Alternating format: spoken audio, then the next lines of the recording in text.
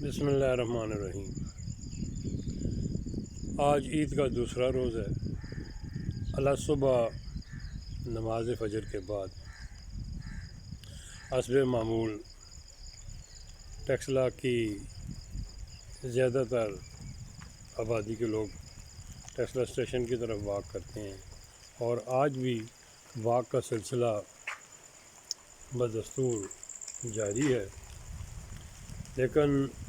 آج واک پر آنے والے لوگوں نے شاید پچھلے دن کی تھکاوٹ اور عید کی خوشی کے ضمن میں آنے والے گوشت کی توازوں کے بعد آرام زیادہ محسوس کر لیا ہے۔ لیکن دوسری طرف یہ ہے کہ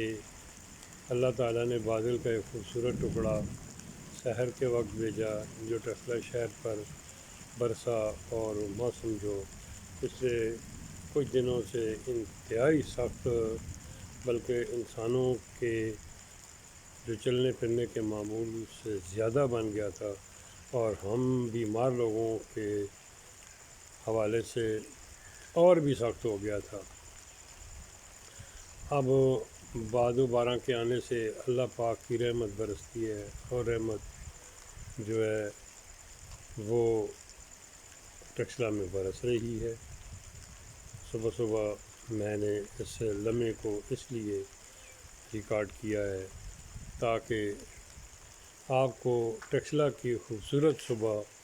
اور وہ ٹیکسلا اسٹیشن پر اور اطرافی تمام علاقوں کو مل کر بتایا جائے کہ یہاں صبح صبح بارش چل رہی ہے۔ اور ابھی 13 کے لوگ تو میرے خیال میں عید منانے گھر چلے گئے ہیں،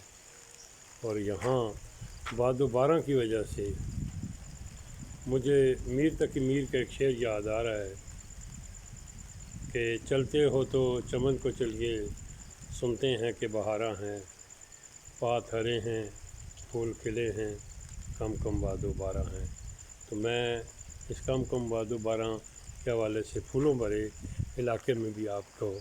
تھوڑا سا لے کر جاتا ہوں کہ دیکھیں یہ پھولوں کے جو درخت ہیں یہ کتنے خوبصورت اور پھول جو ہے تر و تازہ ہو رہے ہیں۔ تو یہ درختوں کے اندر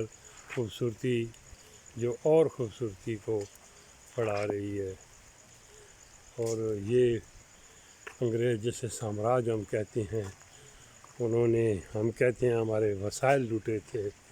پتہ نہیں ہم ان پر اور ہماری بیوروکریسی